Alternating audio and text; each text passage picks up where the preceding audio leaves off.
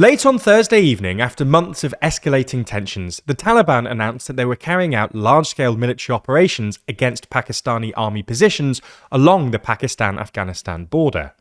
Not in need of much encouragement, Pakistan duly announced, quote, open war against the Taliban and launched a series of massive airstrikes on Afghanistan's two largest cities, Kabul and Kandahar. So in this video, we're going to explain why Pakistan and Afghanistan are going to war, and why it's hard to see a good outcome here.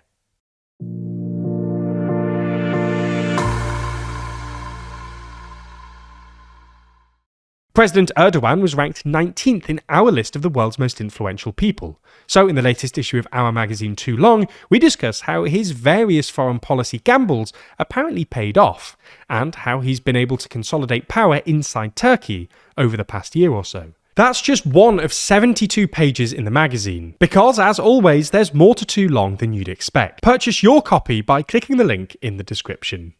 Now, we've gone through this many times in previous videos, but it's worth reminding viewers that, until recently, the Taliban and Pakistan were actually pretty good mates. Pakistan supported the Taliban and the wider Mujahideen in their fight against the Soviets in the 80s, and was one of just 3 countries to recognise the Taliban as the legitimate government of Afghanistan when they conquered Kabul in 1996, along with Saudi Arabia and the UAE. Pakistan even maintained relations with the Taliban during the US occupation of Afghanistan, which began in 2001. This irritated the US, but Pakistan was unwilling to cut ties with the Taliban, largely because Pakistan always suspected the Taliban might eventually return to power, and wanted to keep them on side to prevent the Taliban from hosting terror groups that might attack Pakistan, including most notably the Pakistani Taliban, or TTP, who've waged a violent insurgency against the Pakistani state since 2007. Unfortunately for Pakistan, when the Taliban returned to power in 2021, they made basically no effort to stop terror groups, including not just the TTP, but also other groups like the Baloch Liberation Front, a Baloch separatist group that has staged a number of attacks inside Pakistan recently, and terror attacks inside Pakistan restarted with increasing frequency. In response, Pakistan carried out intermittent strikes on TTP targets inside Afghanistan.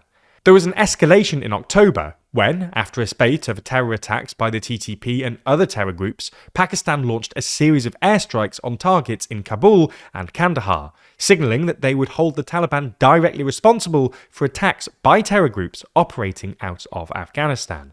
Throughout, there have been intermittent attempts at a negotiated settlement, but talks haven't really gone anywhere.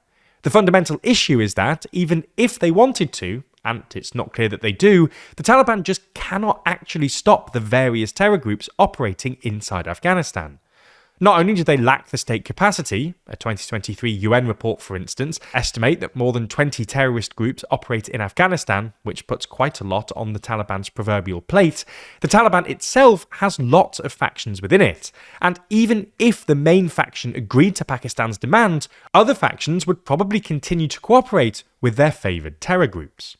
Only last month, the BBC reported on a rift between the Taliban Supreme Leader, Hibtullah Akhundzada, who's based in Kandahar and wants to continue with their antagonistic and isolationist foreign policy, versus another faction based in Kabul, which wants to engage more with other countries and pursue a slightly less hardline version of Islamic governance domestically.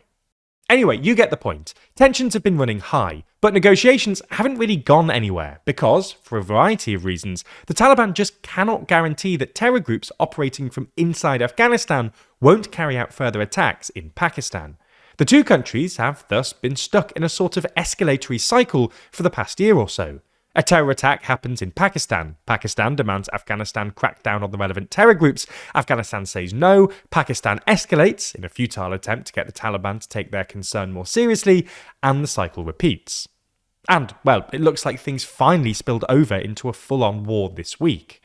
This all started on Sunday, when, a couple of days after yet another suicide bombing, this time in Pakistan's Khyber Pakhtunkhwa province, Pakistan carried out a series of airstrikes against what it said were terrorist training camps in Nangarhar and Paktika, Afghan provinces that sit aside the Pakistan border. Pakistan state media claim that more than 70 militants were killed, but both the Taliban and the United Nations mission in Afghanistan said that at least 10 civilians had been killed in the strikes. A few hours later, the Taliban put out an ominous statement, warning that protecting Afghanistan's territory was their, quote, Sharia responsibility. And on Thursday, we found out what that meant in practice, when the Taliban announced that they'd launched a large-scale offensive operation against Pakistani military centres and military installations along the Durand Line, which is basically the Taliban's way of referring to the Afghanistan-Pakistan border, whilst casting doubt on its legitimacy by reminding everyone that it was drawn by a British diplomat called Mortimer Durand during the so-called Great Game in the late 1800s. Anyway, in response, Pakistan's defence minister declared, quote, open war with the Taliban and launched Operation Ghazab-ul-Haq against the Taliban. Pakistani forces were deployed to fight back along the border, and the Pakistani Air Force launched strikes on Taliban strongholds in both Kabul and Kandahar.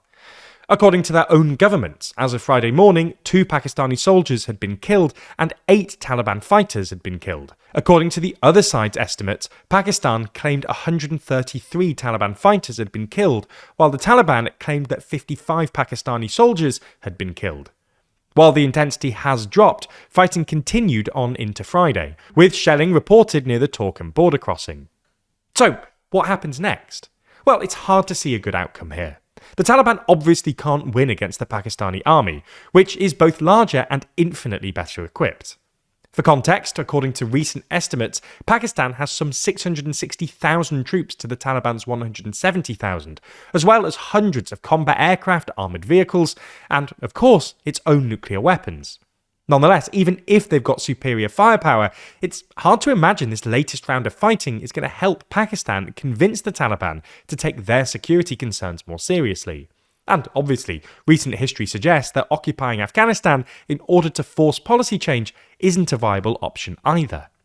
In the short term, perhaps the best hope is that some outside power steps in to mediate a temporary ceasefire. Potentially China, which has functional relations with both sides and has recently signalled a willingness to mediate, or Turkey and Qatar, who mediated a ceasefire back in October. In the longer term, perhaps the best plausible outcome would be for this skirmish to somehow tip the balance of power within the Taliban away from what we might call the Kandahar faction towards the more moderate Kabul faction, who would probably take Pakistan's security concerns more seriously. However, even if this does happen, it wouldn't be a silver bullet, and tamping out Afghanistan's terror problem would require continuous regional cooperation and attention over a long time horizon. As we mentioned earlier, the latest edition of our magazine Too Long is out very soon. And if you subscribe using code SPRING26, then you'll get your first copy for as little as £4.99, as well as 20% off every future issue as long as you stay subscribed. The latest issue features our ranking of the world's 25 most influential people, using ratings from you, our audience, as well as from our journalists. Inside, we not only reveal the full ranking, but the stories of a number of people who made the list, from the return of Donald Trump and the calculated moves of Xi Jinping to the AI frontiers of Sam Altman. We look at the new entries, New York's first Muslim mayor Zohran Mamdani, the radical shift of Pope Leo XIV, and bastion of technocracy Mark Carney, as well as the shadows that still linger, like Jeffrey Epstein. Across 72 pages, this issue of Too Long features a whole lot more than just that. We also have a cover story on how the UK became more divided than ever, and how a broken country could rebuild, the fragmentation emerging within the EU, how religion is being hijacked by politicians, as well as much, much more. You can pre-order your copy at toolong.news, and remember to use code SPRING26 for the best ever price.